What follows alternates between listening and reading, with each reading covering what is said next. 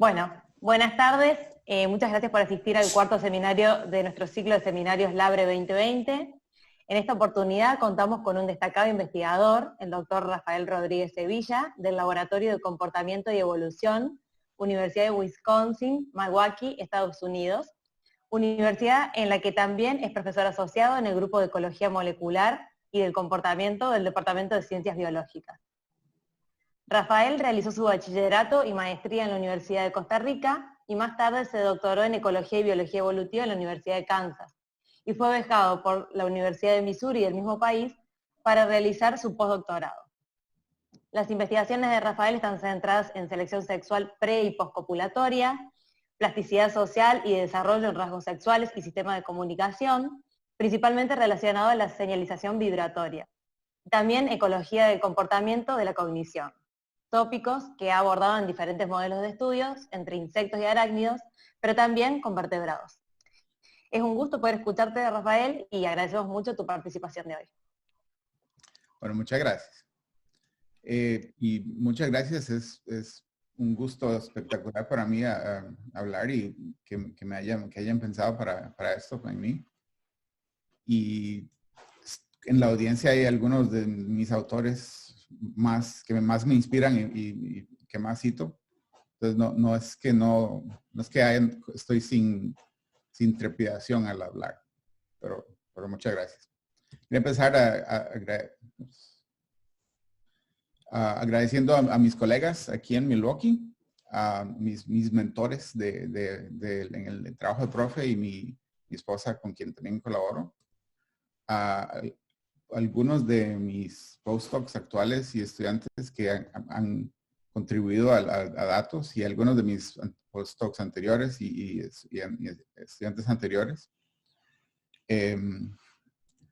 A mis viejos profes, viejos mentores, a los cuales todavía les sigo dando guerra, y colaboradores en Estados y en Costa Rica, y el financiamiento.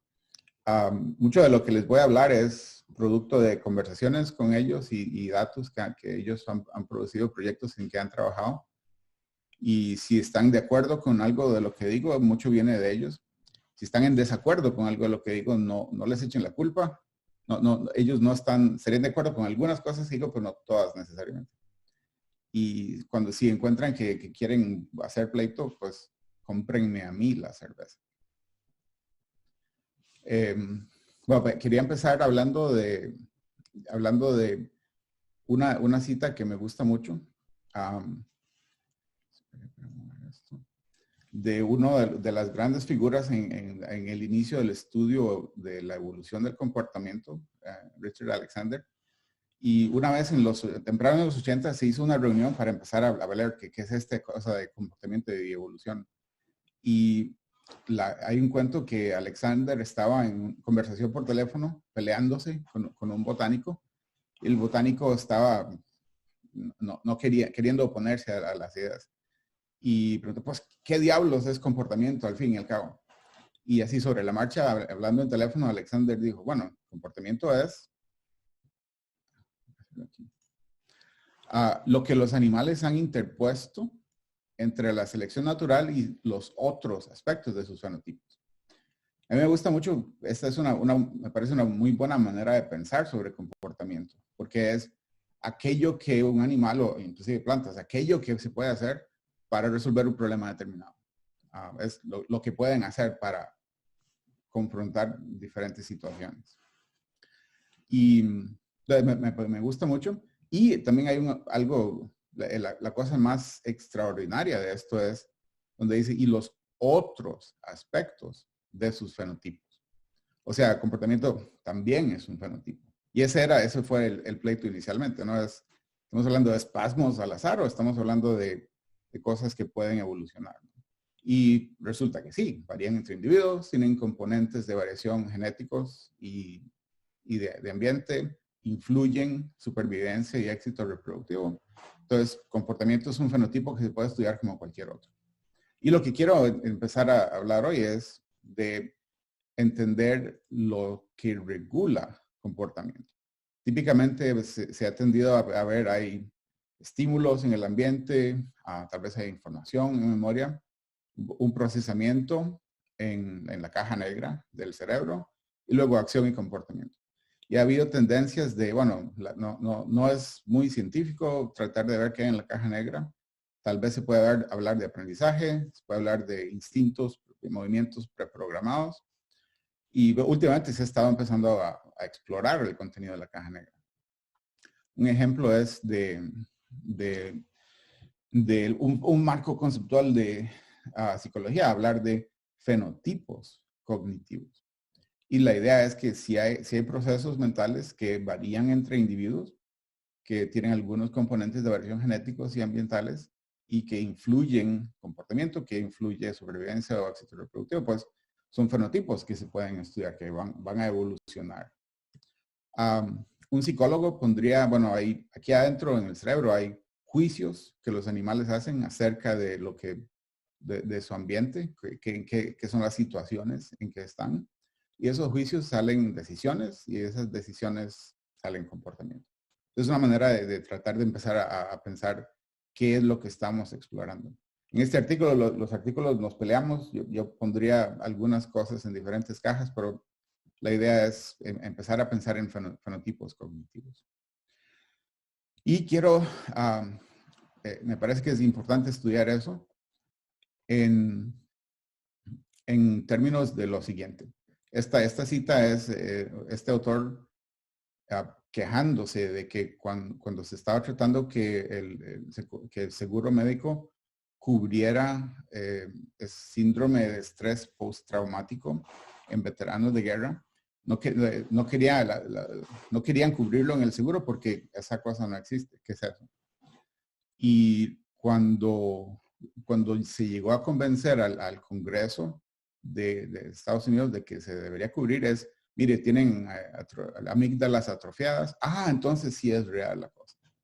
Y este autor dice, validar el estado interno de personas con síndrome de estrés postraumático, validar lo que se siente y lo que uno piensa y siente, no debería requerir neurociencia. Debería requerir observar lo que están haciendo y luego se puede estudiar con neurociencia cómo se expresa.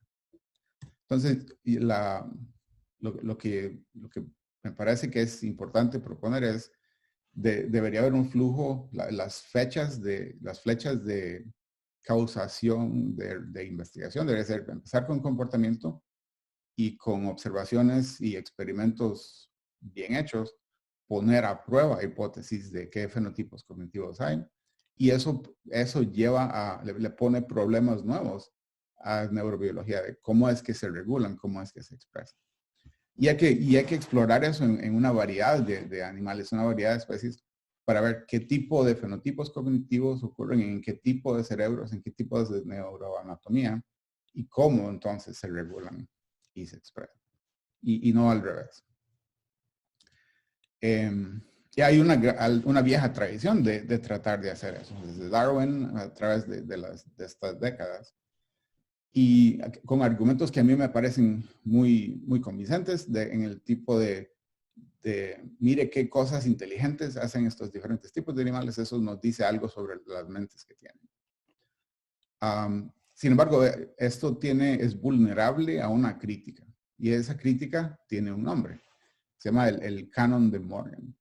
Y el canon de Morgan dice, en ningún caso se debe interpretar una actividad de un animal en términos de procesos psicológicos más elevados, de mentes más sofisticadas, si es posible interpretarla justamente en términos de procesos que ocupan posiciones más bajas en la escala de evolución y desarrollo psicológico. Y ahí la palabra, para mí la palabra clave es justamente. Porque muchas veces la crítica es, vea, puede ser que haya este tipo de procesamiento, o podría ser que el animal estaba brincando en una pata hacia atrás y se tropezó, y al tropezar se cayó cerca de la meta, y eso fue una recompensa, y entonces así empezó. Entonces ya se abandona, resulta muchísimo menos parsimonioso de lo que se supone que es el canon.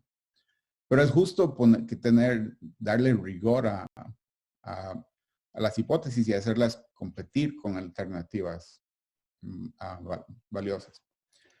Pero el argumento hacer X cosa tan inteligente, por lo tanto X siempre va a ser vulnerable al canon de Morgan. En vez de eso, me parece que la forma de ir adelante es buscar, estudiar y notar comportamientos que permiten entrevistar a animales. Hay una queja de gente que estudia cognición animal es que qué bonito si les pudiéramos dar entrevistas como con humanos que reportan lo que sienten y lo que piensan. Bueno, hay algunas ocasiones donde es posible darle entrevistas a animales aprovechándose de su comportamiento natural.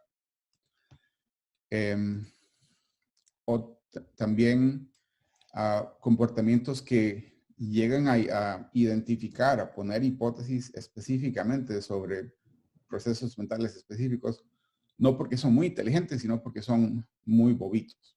Son bobitos en formas especiales. Como uno a veces critica gente muy ideológica, diciendo, para estar tan equivocado hay que haber ido a la universidad. Entonces, para estar haciendo esa cosa tan bobita, tiene que tener este proceso mental en acción.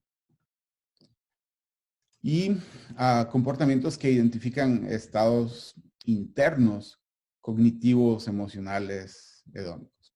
Entonces voy a contarles una serie de estudios que van por estos 3 puntos y al avanzar de uno a otro se va haciendo más y más descabellado. Entonces vamos a ver hasta dónde llegan conmigo. Pero nótense que ya está empezando bastante descabellado el asunto. Otro punto es, esto no es tan filosófico, sino un asunto de conveniencia. Hay muchos animales que vienen con su propio universo de bolsillo. Donde tenemos, por ejemplo, insectos fitófagos que pasan su vida entera en la mata. Entonces uno puede tener el ambiente entero del animal en la mata con los insectos o quien sea, en una maceta, en el laboratorio, con mi café, pero hasta donde ellos piensan, hasta donde lo notan, están haciendo su cosa completamente natural. Arañas en sus telas se pueden observar de cerca, se puede llevar al laboratorio y hasta donde su ambiente entero está encapsulado. Entonces se puede hacer observaciones de comportamiento natural bien detalladas y manipulaciones sutiles de comportamiento natural para poner a prueba estas hipótesis.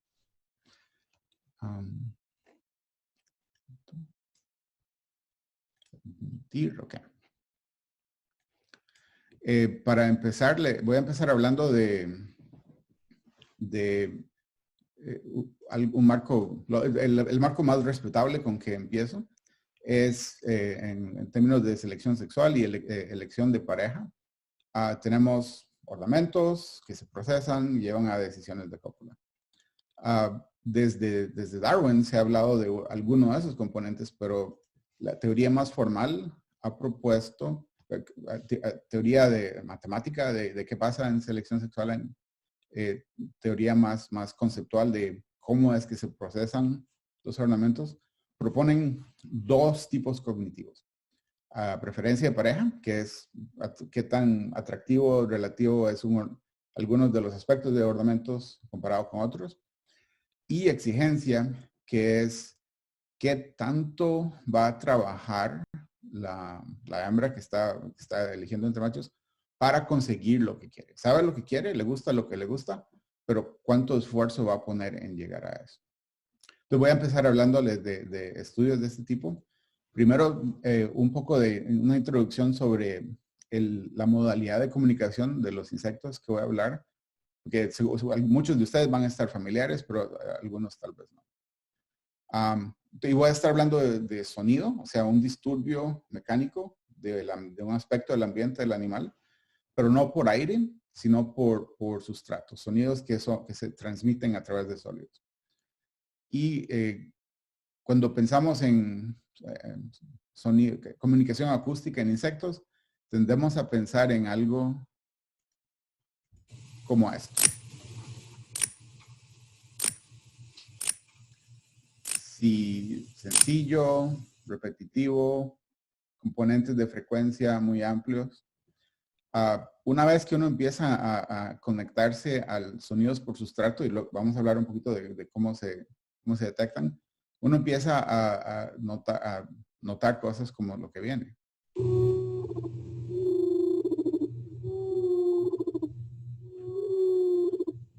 Como si fueran vertebrados, completamente sorprendentemente diferente. Y parece rarísimo que haya quien manda a estas cosas miniaturas a sonar como esto.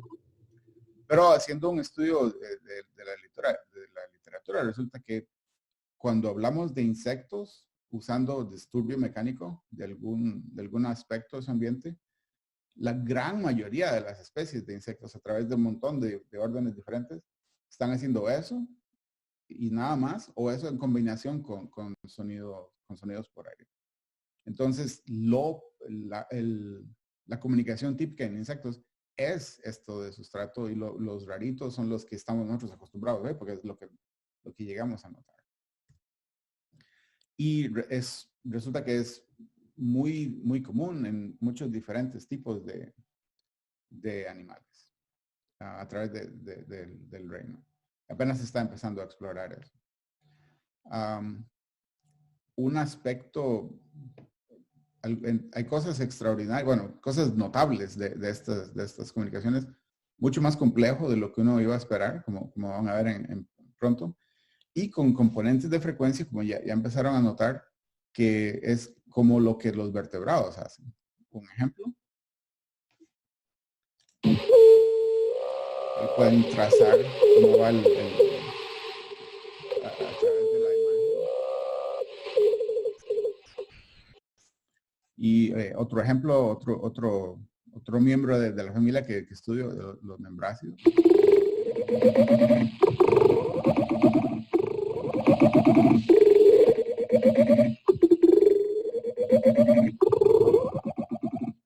Entonces resulta que cuando empezamos a estudiar comunicación de este tipo, hay insectos pequeños con cerebro pequeño que logran producir y procesar cosas que no hubiéramos esperado, que son más complejas. Y con sistemas de comunicación todavía más complejos. Y con frecuencias que en el campo acústico, solo un animal muchísimo más grande como este que come rafas para el desayuno, que llega a sonar similar. El grupo que yo estudio es un complejo de especies. El complejo se llama Enkenopa vinotata. Y hay muchas formas de ponerse a notar, a grabar estas formas de comunicación. Aquí lo que les voy a estar hablando es un vibrómetro láser que detecta la velocidad de movimiento en el sustrato. La ventaja que tiene es que no contacta el sustrato para nada, entonces no altera lo que se está transmitiendo. Y una vez que uno está conectado a eso, se oye todo lo que ocurre en la mata. Por ejemplo, uno de estos insectos caminando. El sonido más prolongado que yo conozco. Y ahora si estoy a la par de una mata y no oigo nada, me siento que me estoy perdiendo la acción. El canto de apareamiento de los machos. Vuelan de planta en planta en la época de apareamiento, hacen este canto y son así.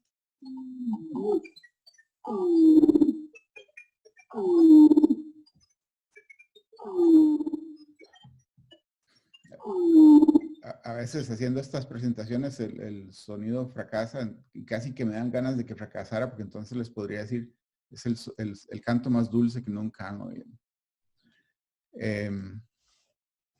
Y los machos van de planta en planta, producen ese canto de buscar pareja. Si hay una hembra receptiva y que le gusta ese canto, ella responde con su propio canto, establecen un dúo que guía al macho a encontrarla hasta que por fin la encuentra y copula. Entonces uno puede, con lo que están viendo en la foto es un stack de piezoeléctrico que mueve, que puede, en efecto, sacude el tallo y uno puede insertarse en la comunicación de estos insectos. Entonces lo que van a oír ahora es un playback sintético de computadora introducido a la planta y una hembra respondiendo como si estuviera interactuando con un macho en sus dúos.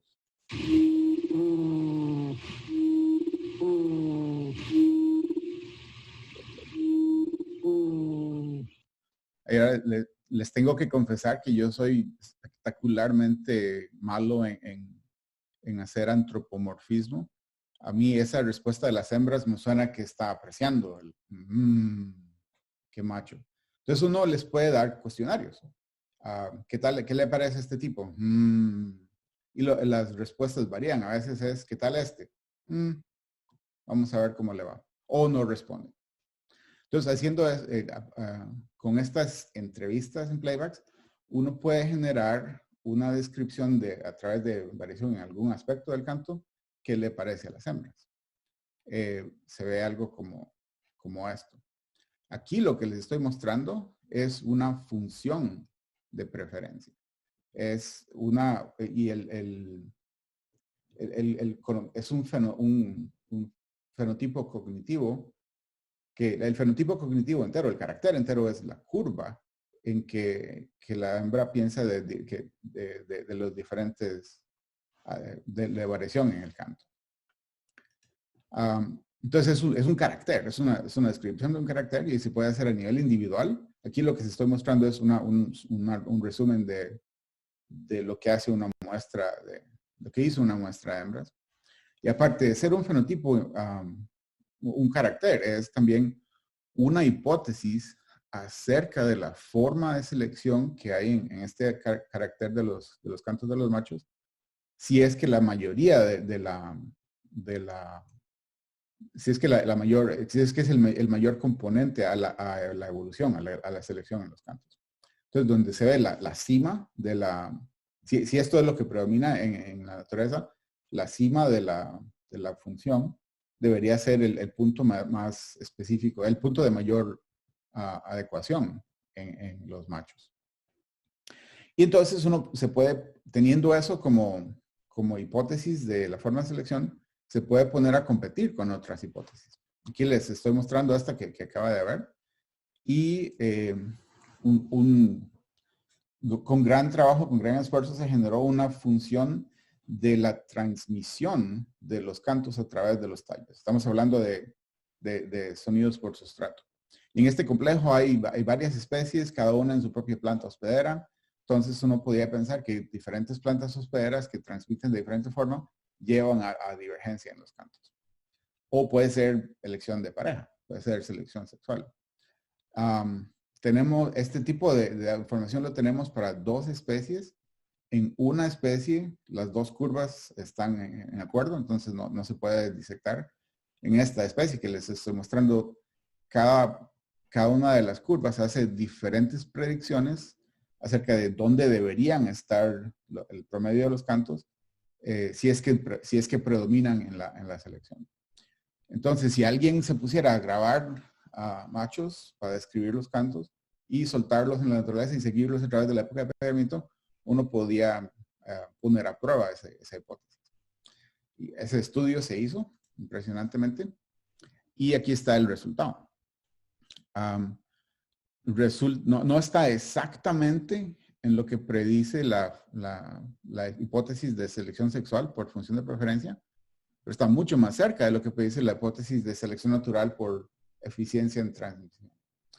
Entonces, el ponerse a describir estos fenotipos cognitivos le da mucho poder para entender la divergencia y evolución en la naturaleza.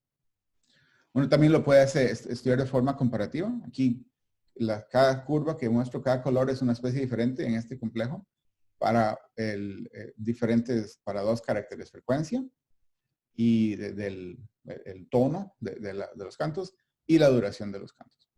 Y resulta que las hembras les importa, parece que le ponen atención, les importa mucho más frecuencia que duración. Luego uno puede comparar eso con lo que hacen los machos de las diferentes especies y se observa que entre más le importa a las hembras, más en la cima de las preferencias está. Entonces, se sale evidencia de que es divergencia en preferencias que genera selección divergente en los cantos y que contribuye a especiación y aislamiento reproductivo. No les voy a contar mucho más de hipótesis de especiación en este complejo. Les puedo decir que tenemos información de que no es que se empiezan a adaptar a la diferente planta que hace selección en los cantos, sino que parece que es cambios en las preferencias. Uno puede, si vemos esto en forma de la cima, el punto en que diferentes especies prefieren lo que prefieren en términos de frecuencia, y el carácter en los machos, sale un patrón que le daría lágrimas de felicidad a Rick Crum. Coevolución muy pronunciada. Entonces, la pregunta es, ¿qué causa variación? Estudiar variación en funciones de preferencia se hace crítico. Para estudiar variación en funciones de preferencia se puede caracterizar de forma sencilla en términos de variación en la cima, o sea, variación en lo que más les gusta. Y puede ser, estas funciones de preferencia puede ser que las hembras prefieren un valor intermedio y discriminan al alejarse de ese valor, como hemos visto. O puede ser que les gusta más y más del carácter. Y aún así se puede pensar en cimas, que es el punto casi donde llega a hacerse el tablazo, ¿no? ¿Para qué exagerar más si aquí saca la ventaja? Entonces, el carácter crucial es cima. Y hay otra serie de caracteres que estamos usando para describir los otros aspectos de las curvas, los otros aspectos de las funciones. Fuerza es qué tanto castiga al alejarse de la cima. Tolerancia es en qué ámbito del carácter se mantiene relativamente alto. Y responsividad es el promedio a través de todas las curvas. Y eso igual puede ser para funciones que favorecen valores intermedios o valores exagerados, y puede ser valores en la otra dirección, ¿no?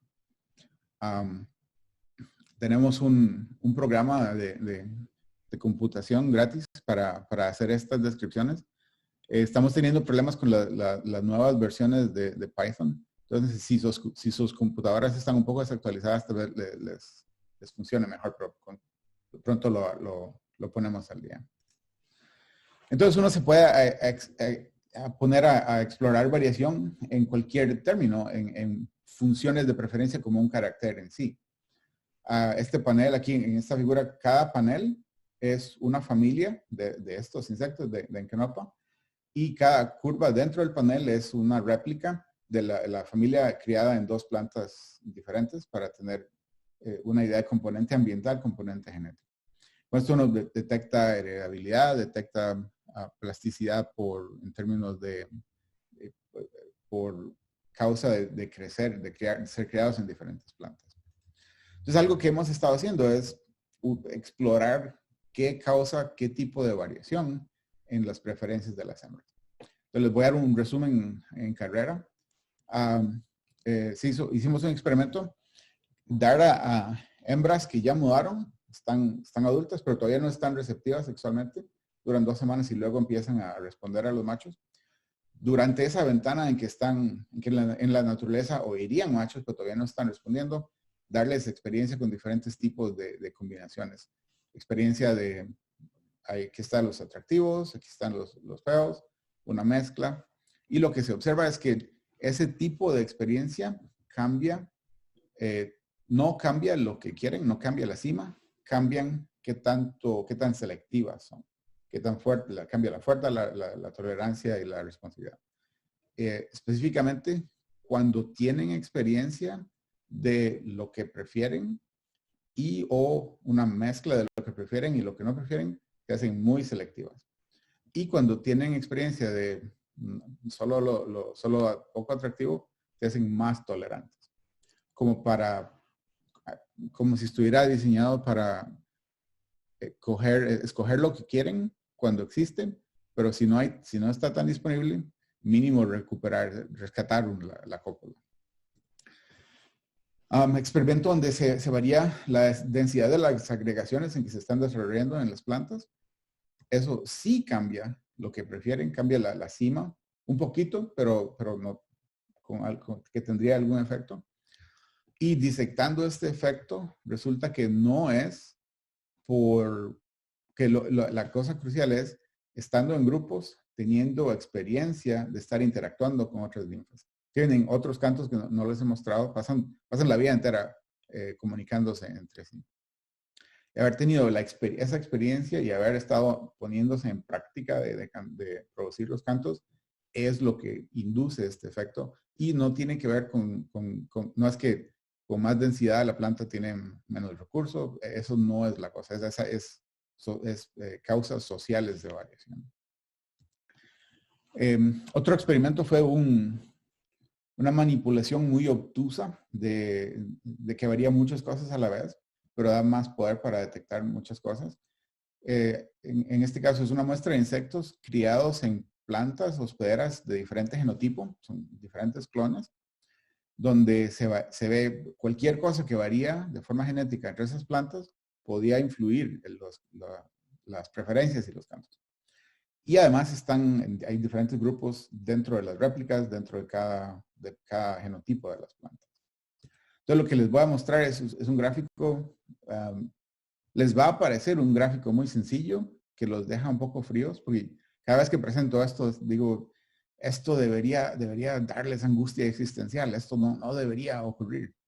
Entonces, para que entiendan para dónde va, esto debería darles más angustia existencial que algo que genera mucha angustia existencial de verdad.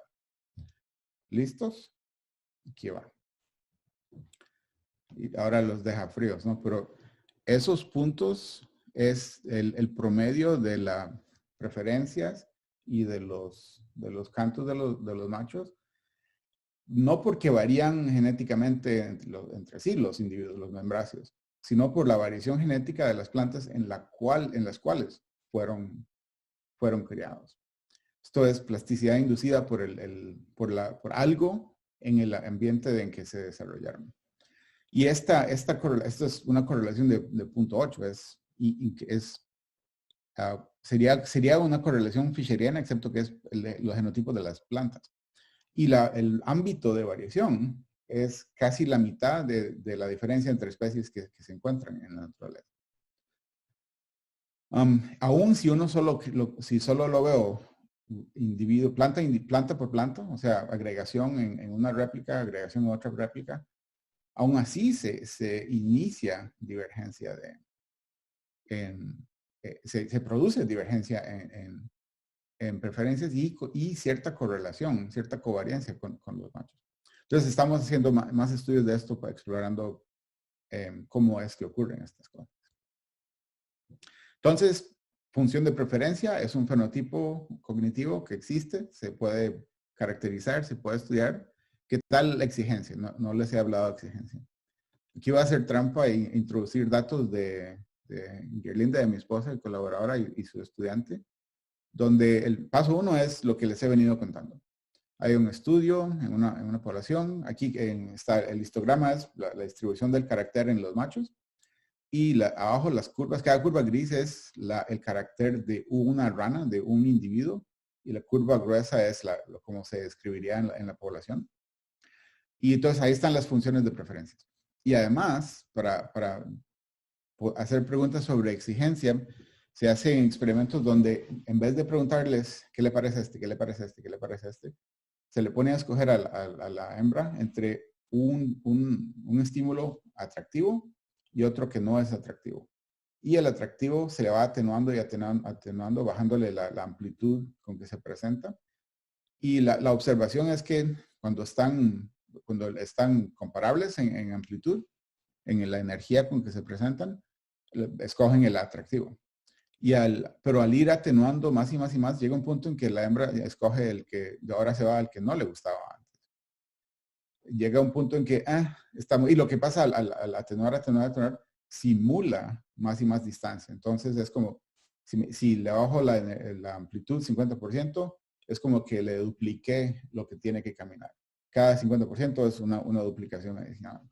Llega un punto en que las hembras dicen, no, está muy lejos, voy con este otro. Eso es una medida de exigencia. ¿Qué tanto está dispuesta a trabajar para conseguir lo que quiere?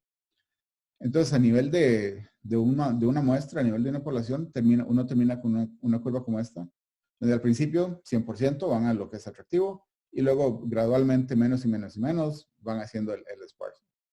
Y a nivel individual, lo que hay es un punto ahí a lo largo de esta trayectoria donde en esa atenuación empezó a ir al otro lado. Entonces, describiendo variación en estas dos cosas, uno tiene un resultado como este. Aquí tenemos los caracteres de las que describen preferencias y exigencia. Y si uno ve cómo se relacionan entre sí, obtiene este resultado. No lean todos los números, solo a nivel grueso. Cuando correlaciones entre las diferentes formas de describir preferencias, efecto grande y significativo, y todos esos con exigencia, efecto débil y casi nunca significativo. Entonces esto apoya lo que se sugería inicialmente en la teoría, que en el procesamiento en el cerebro de estos cantos, de estos ornamentos, hay dos caracteres independientes: función de preferencia y exigencia. Son dos fenotipos cognitivos diferentes. Estamos en proceso de analizar algo similar para los membráceos, pero todavía no está listo para consumo público. Hasta ahora les he venido hablando de situaciones como estas, donde el análisis es sencillo. Es carácter del canto, una cosa, pero frecuentemente los cantos son más complejos, tienen más caracteres en sí. Y a veces son espectacularmente complejos.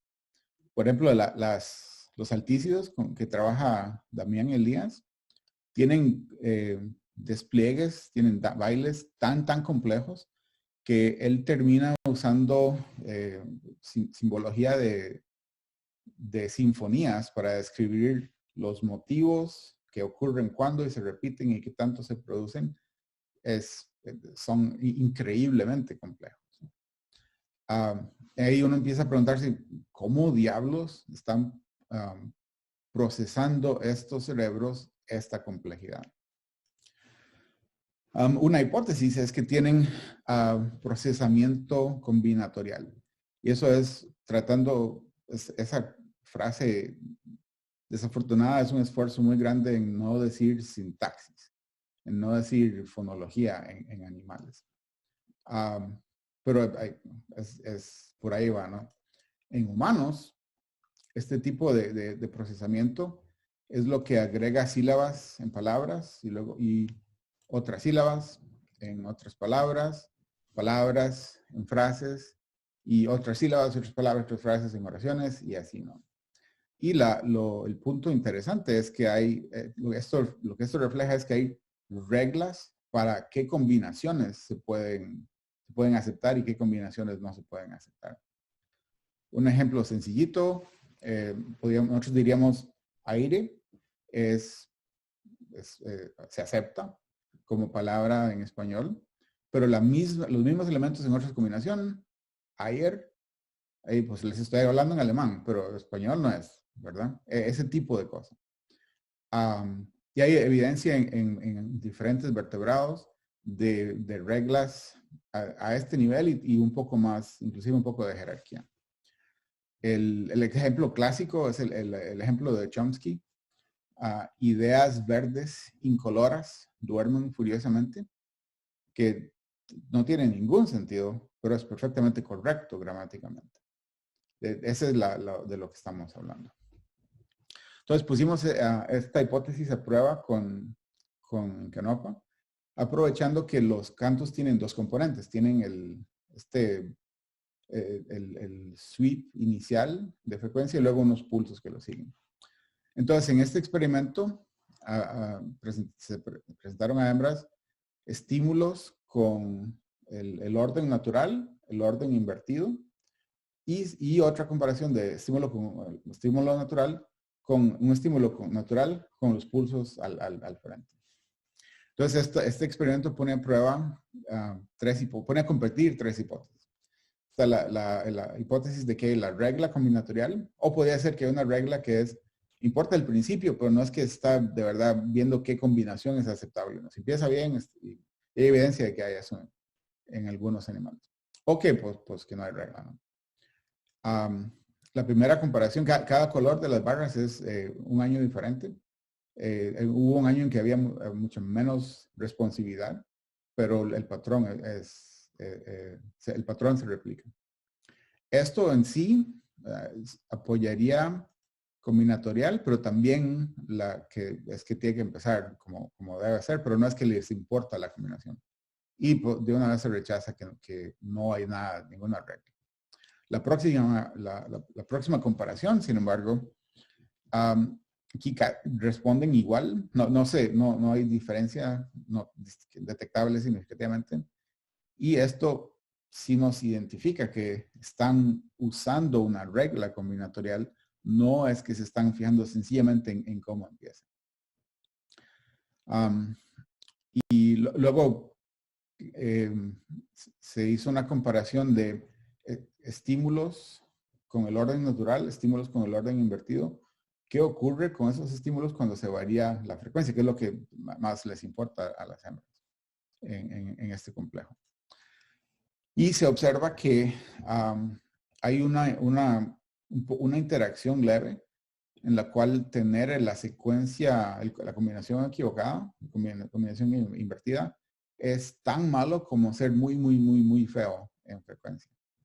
Y aún así las hembras retienen un poquito de la discriminación, pero mucho más, con responsividad mucho más baja. Entonces ahí se van acumulando, se puede identificar funciones de preferencia, se puede identificar exigencias, se puede identificar procesamiento combinatorial. Siguiente hipótesis es ponerse a describir representaciones mentales de los animales del ambiente en la mente de los animales, estos modelos mentales. Yo voy a hacer un poco más de trampa y introducir otros animales de estudio. Y otro de los métodos que les decía al principio, estos son ponerle una trampa mental a un animal que lo lleva a hacer un comportamiento bobito que es informativo sobre los procesos mentales que están ocurriendo. Estos son, ahora son triconéfila clavipes. Dos cosas del comportamiento de este animal son útiles. Uno puede darles presa, la capturan, la llevan al centro de la tela, al meollo, y la cuelgan de un solo hilo y empiezan a comérsela. Si uno en ese momento le da otra presa, la captura, la lleva al centro, la cuelga de otro hilo. Entonces, si uno puede hacerlas acumular presas y la observación es que acumulan despensas, van guardando como colgando jamones del techo, ¿no? Y luego uno puede robar las presas porque se corta el hilo, no queda ningún hueco en la tela, se desapareció la presa. Hay que asustar a la araña para que se vaya a una esquina y luego se hace el procedimiento. Si uno hace eso, cuando la araña vuelve, muestra este comportamiento. Esto está regresando al centro, donde se le acaba de robar una presa. Y se pone a buscar, dando medias vueltas y medias vueltas, sacudiendo para sacar información vibracional de la tela. A veces se van hasta el otro lado. Esto no es lo típico de cayó una presa y orientarse e ir. Esto es buscar en general. Y no hay ningún estímulo en la tela que dispare este comportamiento. Esto es evidencia de que tiene una memoria de que había una presa y la está buscando. Hay memoria de presa. Entonces, este es un experimento donde estamos poniendo a prueba hipótesis de el contenido de la memoria.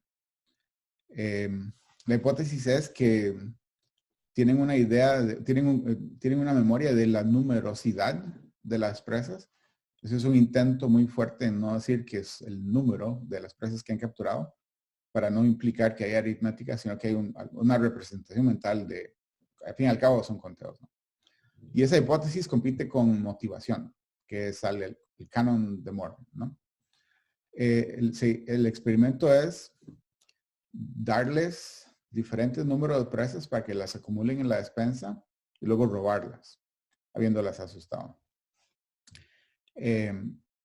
Y los resultados son así. Aquí tenemos, el control es asustar sin haberles dado nada. Y luego uno ve, luego vimos qué tanto tiempo pasan buscando presas. El resultado es que entre más grande la despensa, entre más número de presas tenía, más tiempo buscaron. Entonces hay un poco de evidencia a favor de numerosidad, pero el canon de Morgan dice, bueno, igual podía ser que tenía más motivación. La hizo acumular 1, 2, 4 y luego estaban más motivadas con 4, o más disturbio de acumular y luego que le roban, entonces va bajando la motivación. Y entonces eso predeciría que no solo, eso afecta no solo cuánto va a buscar, cuánto esfuerzo va a poner en obtener, sino qué tan rápido va a volver al centro después de haberla asustado y haber regresado. Entonces, si fuera más motivación, deberían regresar más rápido.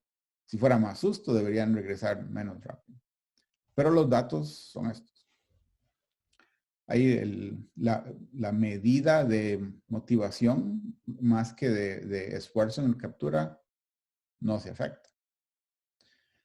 Entonces va ganando numerosidad.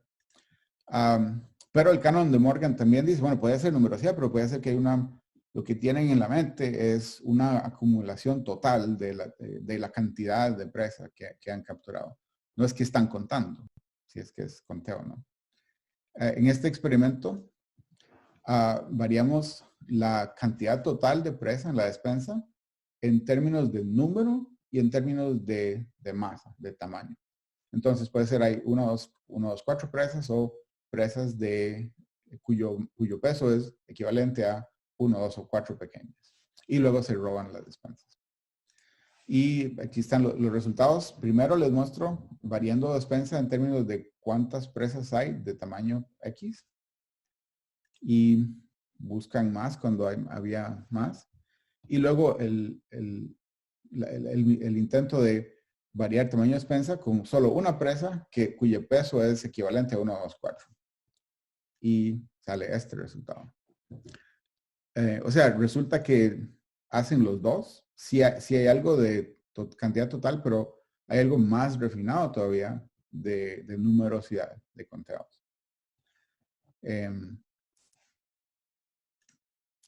Entonces, ahí podemos describir representaciones mentales del ambiente en memoria en animales. Ahora empezamos a ponernos un poquito entramos en temas más delicados.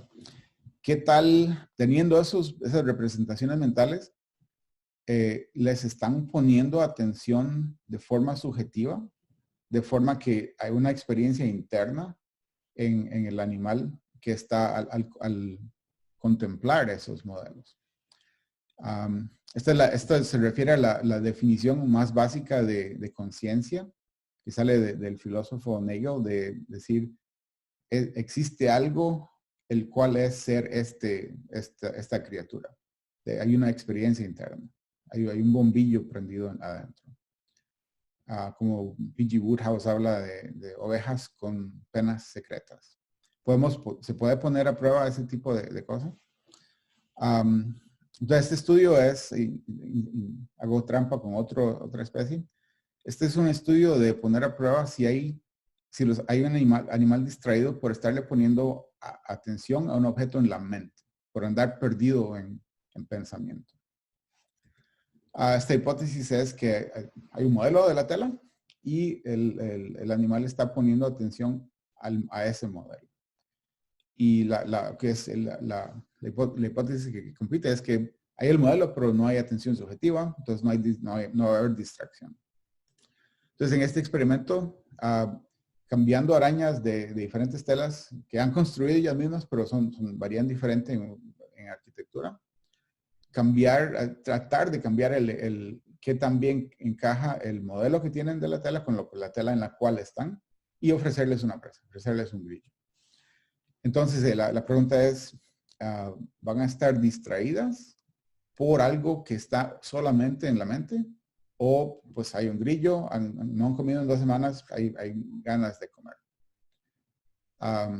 Esto estamos en proceso de presentarlo, pero primero va un video de una araña que no está distraída, sino que va directo al grillo. Está por salir del triangulito de cartón.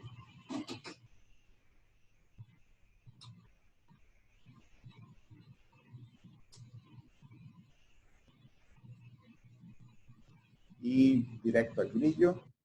Estábamos intentando cambiar, se secuestran atrás de ese retiro, salen al hiperespacio, luego vuelven a otro retiro y la tela es diferente o no, y la tela puede tener pared o no tener pared. Y a veces para nada están distraídas. Otras veces sale esta araña y en vez de irse al grillo, se pone a explorar dónde estoy. Y de repente adopta la posición de poner la atención a la tela. Una vez que le pone atención a la tela,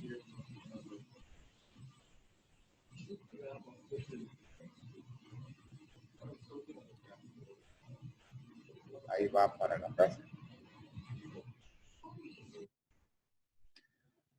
En ese experimento observamos que hay arañas que andan distraídas por el choque entre el modelo mental y la tela actual. Sin embargo, no hemos logrado manipular quién va a andar distraído y quién no va a andar distraído. Pero igual hay variación en humanos. A veces uno anda perdido en la mente, otras veces anda más atento a los modelos más actualizados de la realidad. Ok, último caso. Teniendo estas representaciones mentales que no son representaciones fieles del ambiente, como en humanos tampoco, sino que son aproximaciones,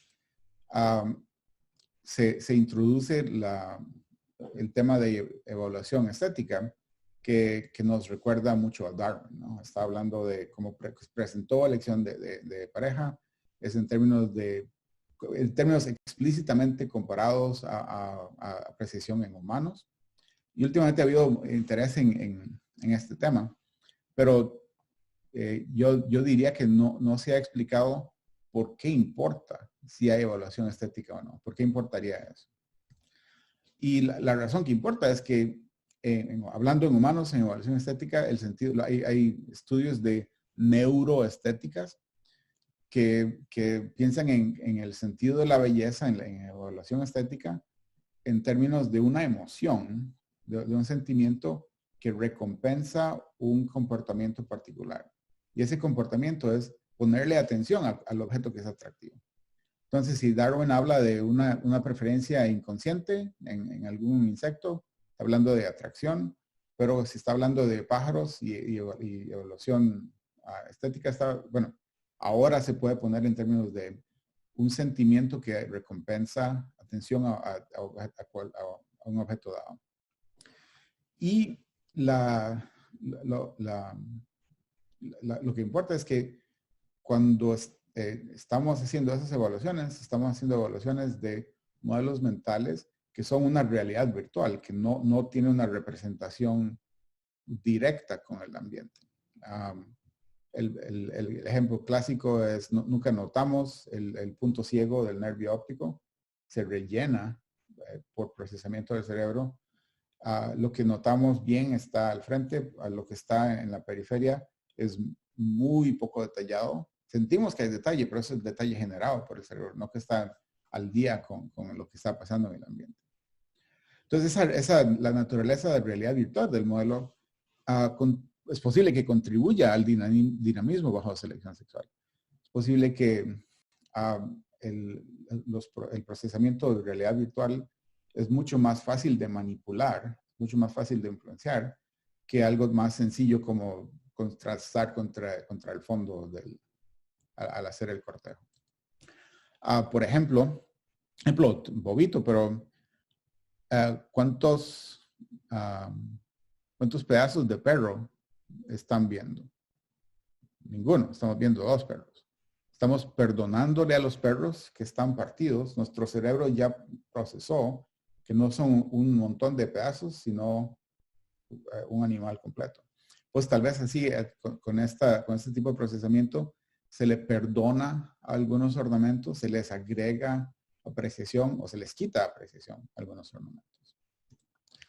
Esto es lo menos digerido de lo que les voy a hablar, pero estoy queriendo poner a prueba esa hipótesis con el Incanopa, con los membráceos, y les estaba contando que cuando la hembra responde al macho, al canto, varían en respuestas. A veces hay una respuesta buena, de aceptación fuerte, como esto.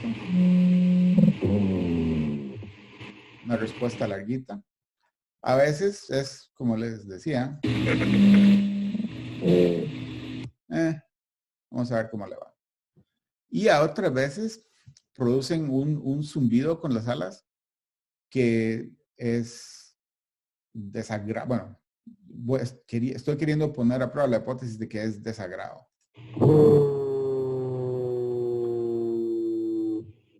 Es lo más duro que hacen. Y no es calentar los músculos para volar, no es alarma, lo hacen, tengo datos preliminares de que es una serie de estímulos que no les gustaron, protesta. Pero todavía estoy pensando cómo ponerlo a prueba. Entonces, para terminar, les estaba proponiendo, bueno, espero que los convencí de algunos de estos puntos. Ahí se puede entrevistar animales para describir fenotipos cognitivos. A veces se pueden identificar procesos mentales con comportamiento no muy inteligente, sino estúpido en formas particulares.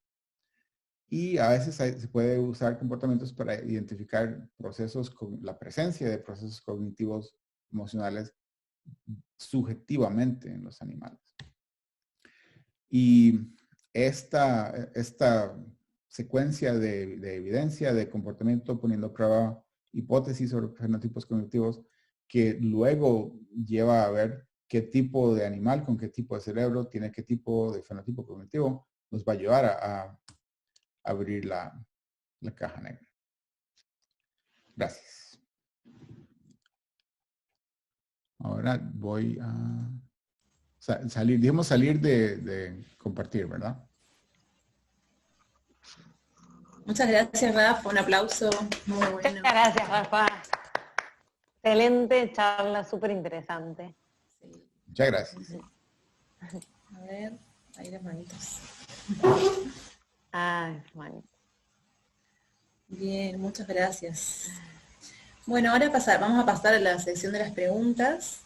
Como decíamos hoy, pueden dejar las preguntas en el chat si no quieren hacerlas directamente, o si alguien tiene algún comentario o alguna pregunta en particular, puede activar su micrófono, su cámara si quiere, para hacerla directamente a Rafa.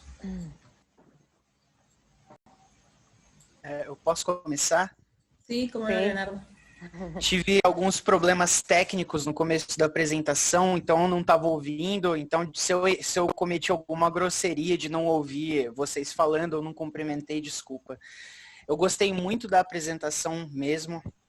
E eu tenho uma pergunta que é sobre a parte que o professor Rafael falou dos processamentos combinatoriais. Eu queria perguntar se esses processamentos eles cabem para outros tipos de estímulo que não o mecânico. Porque eu trabalhei um período da minha vida com libélulas, com odonata, e eles têm algumas sequências de dança também, de exposição das cores do corpo. E eu só fiquei imaginando se a teoria sobre processamentos combinatoriais, ela compreende talvez outras formas de estímulo como visual. E é isso. Rafa, ¿vos comprendiste la pregunta en portugués? Sí, creo que lo conseguí. Sí, la pregunta es si se aplicaría a estímulos, no solo a estímulos acústicos, sino visuales o multimodales, ¿no? Porque como yo presenté, lo presenté en términos de los salticios, que tienen mucho complejo visual y vibracional por sustrato. En principio sí, es la idea, pero no hay evidencia. Se ha puesto a prueba hay evidencia en algunos aves, en ballenas, en algunos primates, en humanos. Creo que todo ha sido acústico. Pero la hipótesis en humanos es que esa operación mental funciona en lenguaje, pero también funciona en matemáticas, también funciona en ideas. Entonces, podía tener alcance a integrar diferentes modalidades, pero es el siguiente paso. Entonces, la hipótesis trata de explicar eso, pero todavía no se ha puesto a prueba a ese nivel. Lo que hay evidencia es evidencia más de hipótesis más sencillas de cómo se hacen análisis de la situación ambiental. Entonces, por ejemplo, poner un estímulo acústico combinado con un estímulo visual, y a veces hay evidencia que a veces se integran en una unidad. Pero ha sido más en términos de localización que en términos de reglas de cómo se debe combinar, ¿no? Entonces sería bonito ponerlo acá. Bien. Yo tenía una pregunta en cuanto a esto de las funciones de preferencia, que no sé si lo entendí muy bien, pero cada función de preferencia está evaluada sobre un carácter. Quería preguntar si se puede de alguna manera, sí, como cuando hay varios caracteres interactuando, en cuanto a la preferencia de la hembra, si se pueden tener en cuenta a la vez para crear las funciones. Yo les pinté la caricatura más sencilla posible. Hay estudios que han hecho cantos de grillos con 5 diferentes caracteres. Y, o sea, si uno varía los estímulos de diferentes formas, puede ser al azar o sistemático. Y luego entonces la función, es una función de preferencia que no es una curva, sino una superficie. Y uno puede, en el análisis estadístico y en el análisis gráfico, puede poner cuánto carácter quiera. El problema que hay ahora, y hay estudios de eso.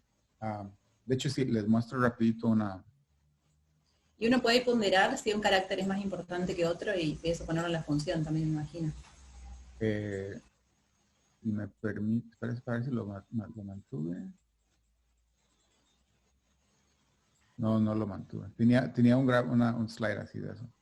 Sí, uno puede hacer esas preguntas. El problema es que a la hora de visualizarlo, uno solo lo puede ver en portajos de un carácter, otro carácter, y la respuesta sexual, la respuesta a los estímulos, ¿no?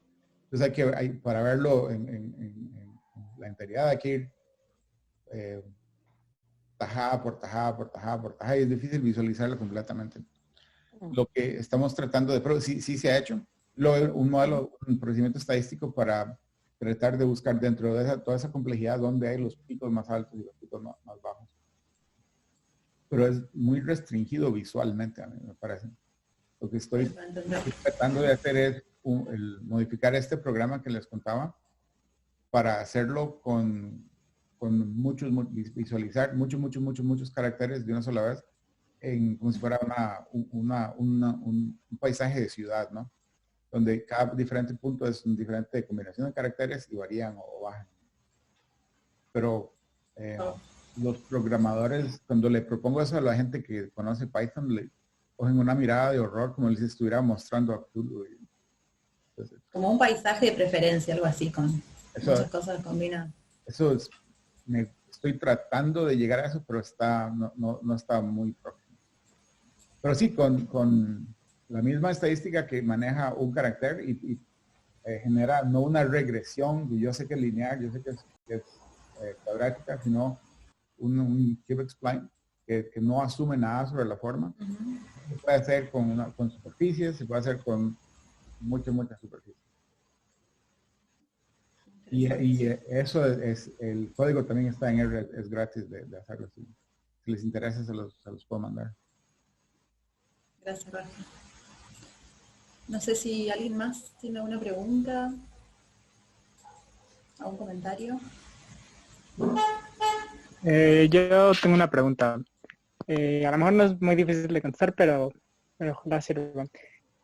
Bueno, yo soy de México, ¿no? Y a veces, no sé, aquí por mi casa hay un parque y normalmente pues hay membráceos. Entonces mi pregunta sería, ese tipo de interacciones, o sea, ¿podría verse afectada por estímulos externos como el tráfico que hay en las calles? O sea, estímulos externos, ruido externo. Sí, cuando es de cosas antropogénicas, creo que, bueno, se ha puesto prueba en otros grupos de insectos. Por ejemplo, cuando todo lo que mueve la mata hace sonido en la mata. El viento fuerte es un escándalo espectacular. Cuando hay lluvia es como gente moviendo muebles en el piso. Y en esos casos dejan de comunicarse. Hay unos de estos grupos relacionados que son plaga en vino. Y hay programas de control donde tocan playbacks a las matas de vino que interfieren con, que los silencian y interrumpen el proceso de apareamiento. Y hay evidencia de que funciona para controlarlos, o sea que es posible que son, bueno, es cierto que se está introduciendo en la planta, pero y hasta datos que eso no afecta la calidad del vino que sale de las uvas. O sea, se ha puesto a prueba de forma sofisticada. En Italia obviamente. Igual se podía tener un parlante muy duro y estar cualquier cosa que de aire, de sonido de aire, las hojas, las sustancias, el sustrato lo absorbe. Entonces estaría uno aguantándose el escándalo en vez de meterlo vibracionalmente y no oír uno nada. ¿Qué tan duro, lo que no sé es en ruido normal de ciudad, si eso les interfiere o si tal vez no tiene la intensidad para interferir. Es una larga forma de decir, no sé, pero... Sí, pero no. Y felicidades, es muy, muy buena plática, la verdad. Gracias. Gracias, Brandon. Yo tenía una preguntita corta que me quedó la duda. Creo que era en la parte que evaluaban exigencia, puede ser, que habían visto diferentes formas como de poder variar esa exigencia después. Y en la que variaban la densidad de grupo, ¿también jugaron con la proporción sexual o lo hicieron solo? ¿Cómo fue esa parte? La iba variando de densidad, era solo viendo preferencias. Bien, pero esa densidad ¿también variaron los sexos que estaban presentes o cómo fue? En efecto, eso era durante toda la ontogenia, desde ninfa hasta adultos. Pues inicialmente no sabemos. El último instar se puede distinguir los sexos por ya está medio formada los genitales. Entonces, en principio era 50 y 50, pero muchas veces grupitos chiquititos se cambian los sesgos. Bien, pero no pusieron a prueba esto de si inicialmente había más machos o más hembras y eso después podía llegar a tener un efecto sobre... Interesante ponerlo a prueba. Bien. No era duda de si lo habían hecho.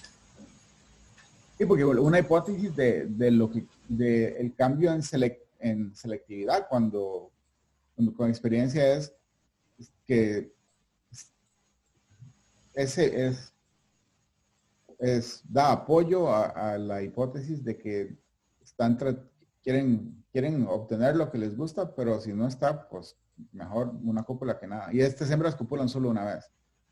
En esta audiencia, aseguro, como que sí, los genitales no divergen entre especies. Parece que de verdad sí solo copulan una vez. Entonces, y hemos visto, y sin embargo son muy exigentes, tienen muy selectivas. Hay hembras en ese estudio de traquearlo a través de la época de paramiento. Hubo hembras que podían haber copulado, había machos y nunca aceptaron a nadie y llegaron al fin de la época y ya no había machos para copular. Entonces a veces existe algo que es ser demasiado exigente para estos. Bien.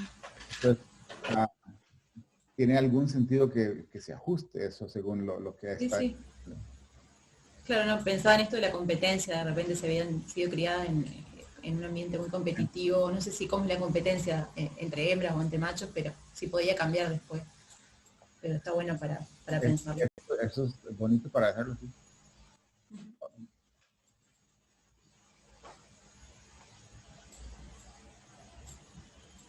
Bueno, no sé si alguien, a ver, Luis, Ernesto Smith puso, ¿qué se sabe de la neuroestética de la elección en caso donde hay elección mutua?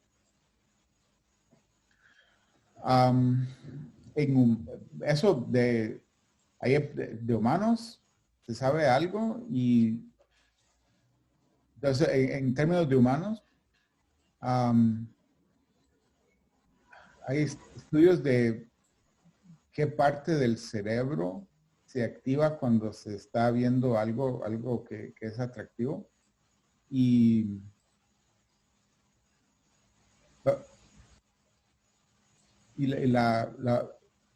no va directamente a la pregunta de elección mutua, pero se aproxima, donde el área del cerebro que se activa depende de lo que le gusta al individuo, pero no depende de sexo ni depende de orientación. Entonces se ha hecho con personas heterosexuales, personas homosexuales, viendo diferentes estímulos y el área del cerebro que funciona en lo atractivo es la misma área sin importar qué es lo que está haciendo atractivo. No sé si eso respondió. O si eso fue por la dirección en que iba la pregunta. Está bien, Ernesto, ¿no? Sí, sí, no, está bien, está bien. Yo pensaba solamente en el término de, por ejemplo, en arácnidos y otras cosas, otro grupo donde se podía tener como que, se imaginan entonces una estética para la elección de la hembra, por ejemplo. Pero quizá lo que pasa con el revés, el otro sexo, la elección del macho. Si hubiera una ruta, una vecta que es la misma que pasa de conexiones, no sé, qué sé yo. No sé, ni siquiera no sé en qué anda de avance ese tema, si es algo que tiraste o ya tiene algo establecido. Ese es especulativo con evidencia. Pero, por ejemplo, también en comparando la neuroestética en aves, oyendo cantos, diferentes especies de aves, oyendo cantos que le gustan, la misma parte del cerebro se activa. Una especie de ave con humanos, oyendo el canto de las aves, la misma parte del cerebro se activa en los humanos, correspondientes en humanos y aves, que no necesariamente hubiera tenido que ser cierto, ¿no? O sea, puede ser que le gusta lo que le gusta y se regula en esta parte del cerebro, en este grupo, en esta otra parte del cerebro, en este otro grupo. Parece que no. Pero dentro de vertebrados, ¿no? Que era Darwin tenía esa hipótesis de parsimonia. Toda la serie de vertebrados, las partes de las neuronas, todas son derivadas de las mismas estructuras ancestrales. Entonces podía haber mucho en común, ¿no? Si va a salir lo mismo en invertebrados, pero en términos por ejemplo, esta cosa de procesamiento combinatorial, no se encuentra solo en vertebrados, sino que hay alguna evidencia en insectos. Entonces, es posible que es una convergencia, una solución convergente a problemas comunes de cómo navegar, cómo procesar y navegar estímulos.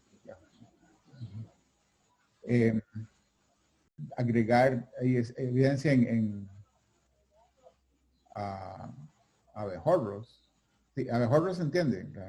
Sí, abejorros. Abejorro de darles el equivalente de darles dopamina, les afecta el humor en que los hace ponerse más optimistas y menos optimistas. Entonces hay funciones comunes aún en invertebrados.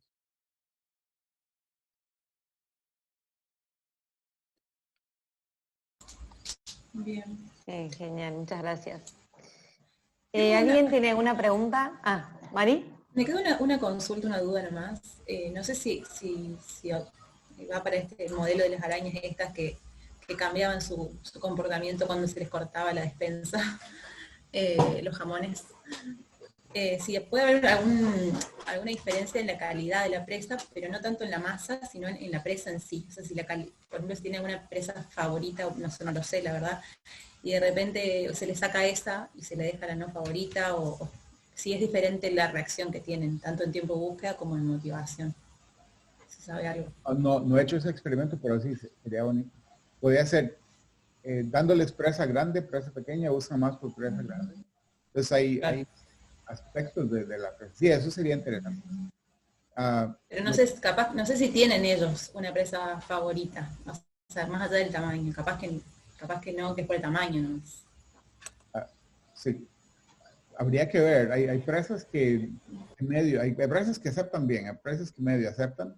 Una vez este experimento que les contaba eran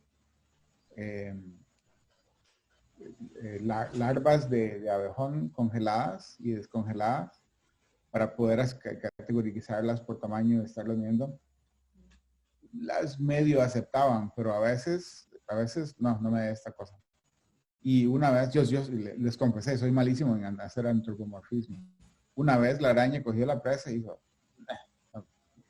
quita esa cochinada. Entonces se podía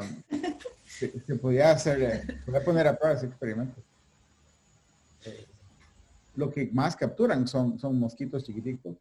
Ahí lo difícil es, eso va directo a la boca, no los ponen en la despensa. Claro. Pero uno diría lo más usual es tal vez lo que más prefieren, pero hay que ver. Puede ser una función de preferencia sobre el tipo de presa que les gusta.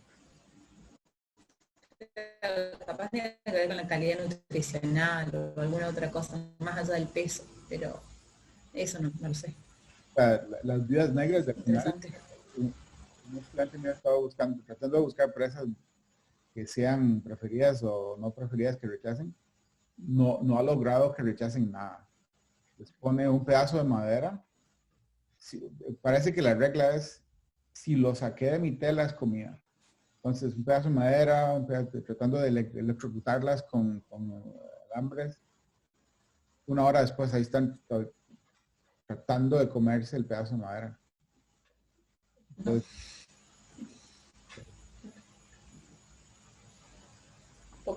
poca selectividad con las presas. Confían en ellas, digo, si está en la tela. Claro. Es posible que el lápiz es algo así como aquello que salió de la tela es por definición, porque si no, ¿qué diablos iba a hacer? Pero se van a comer taquitos de basura. No entiendo. Claro. Bueno, muchas personas agradecen acá en el chat, Rafa, bueno, por la charla, estuvo muy bueno y bueno, así que, bueno, gracias. No sé si tenemos alguna otra duda, pregunta. Si no, bueno, ya estaría. Violentos.